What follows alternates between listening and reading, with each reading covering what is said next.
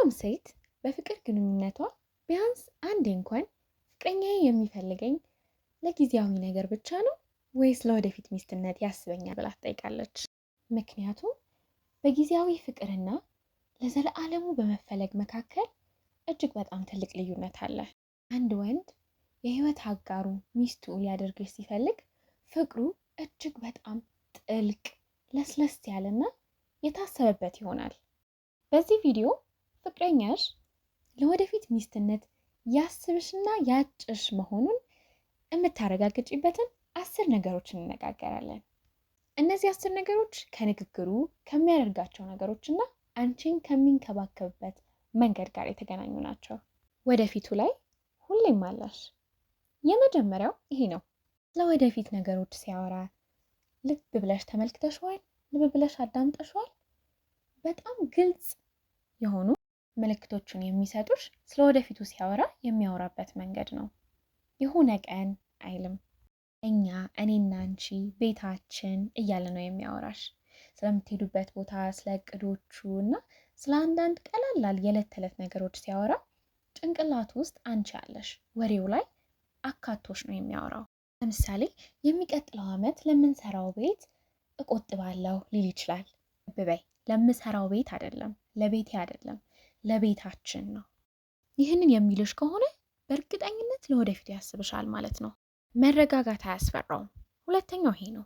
ብሎ ከአንቺ ጋር መቀመጥ፣ ማውራት፣ እጆችሽን መያዝ፣ ፊልም ማየት፣ እነዚህ አይነት ነገሮች የሚያረጋጉትና የሚመቹት ከሆነ ነገሮች ያልተሞሉባቸው፣ ፕላን ያልበዛበት አይነት ዴት የምትወጡ ከሆነ አንቺ ጋር ዝም ያለ ህይወት መኖር አያስፈራውም ማለት ነው።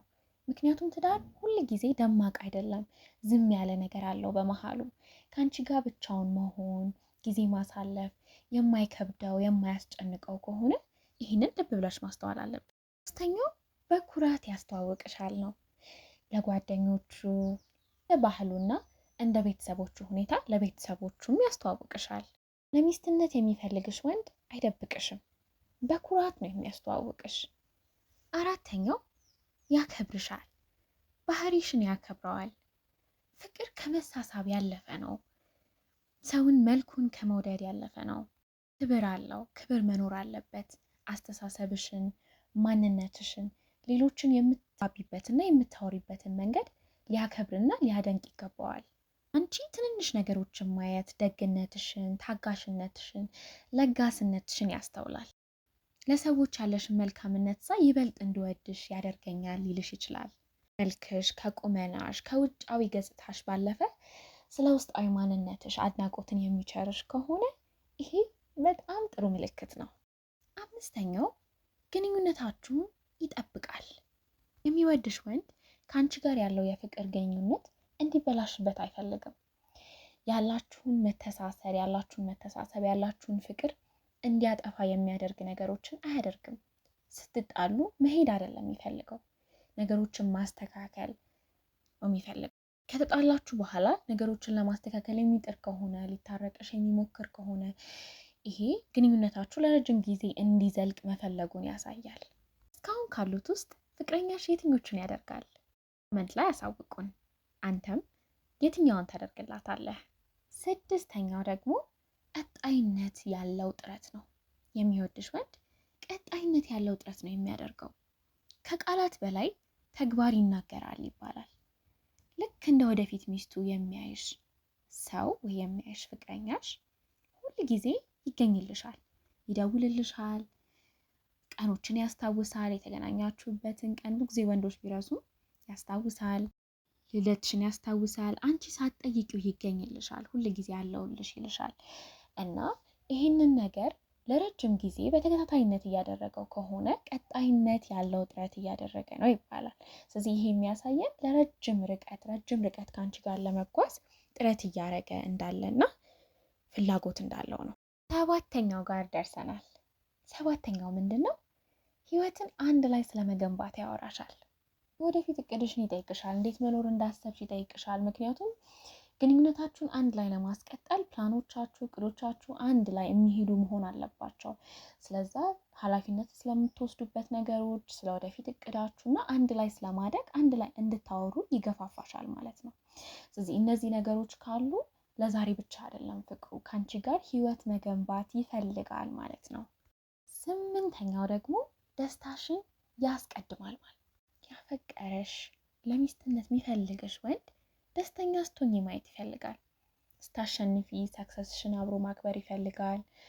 ችግሮች ላይ መገኘት ይፈልጋል። ሊረዳሽ ይፈልጋል። በሚችለው ሁሉ ማለት ነው። ማድረግ ማሳካት ለምትፈልጊው ነገር መገኘት ይፈልጋል። የራሱ ደስታ ብቻ የሚያሳስበው አይደለም። የአንቺም ደስታ እኩል ያሳስበዋል። ከራሱ ደስታ እኩል ያስባል አንቺም ደስታ። ለምሳሌ እሱ መሄድ የሚወድበት አይነት ቦታ ብቻ እንድትሄዱ አይፈልግም። አንቺ ደስ የሚያስብልሽ አይነት ቦታ የምንሄድ ይልሻል። ጓደኞቹን ማግኘት የሚከብድሽ የሚደብርሽ ከሆነ ወይ ሁሌ ማድረግ የማትፈልጊው ነገር ከሆነ ብቻችሁን ጊዜ ማሳለፍ የምትፈልጊ ከሆነ ያንን ነገር ለማድረግ ይሞክራል። ሁሌ እንኳን ባይሆን ያንን ነገር ለማድረግ ሲሞክር ታይዋለሽ። 9ኛው ደግሞ ምንድነው? ስሜቱን በግልጽ ይነግርሻል። ወንድ ልጅ ስሜቱን በግልጽ የሚናገረው ለሚያምነው ሰው ብቻ ነው። ስሜቱን በግልጽ የሚነግርሽ ከሆነ ያምንሻል ማለት ነው። የሚፈራቸውን ነገሮች፣ የወደፊት ህልሙን፣ እየከበዱት ያሉትን ነገር እነዚህን ሁሉ የሚነግርሽ የሚያወራሽ በግልጽነት የሚነግርሽ ከሆነ ይሄ ሰው በጣም የሚያምንሽ ሴት ነሽ ማለት ነው። የሚያምነውን ሴት ደግሞ ወንድ ልጅ ለወደፊት ይፈልጋታል። የህይወት አጋሩ እንድትሆን ይፈልጋል። ሁል ጊዜ አጠገቡ እንድትሆን ነው የሚፈልገው። ለምሳሌ በልጅነቱ ስለሚያስታውሳቸው ነገሮች፣ የሚያስጨንቁት ነገሮች፣ ህይወት ላይ እንዳይሆንበት የሚፈልጋቸው ነገሮች፣ ስለ ስራም ሊሆን ይችላል።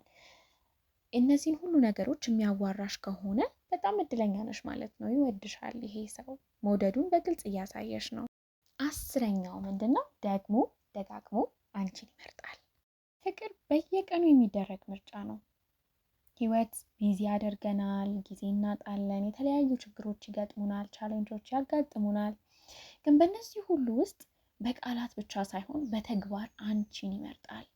ሁል ጊዜ ከአንቺ ጋር ጊዜ ማሳለፍ ይፈልጋል። ባይችል እንኳን እነዛ ሁሉ ችግሮች እያሉ እንኳን ይሞክራል ማለት ነው።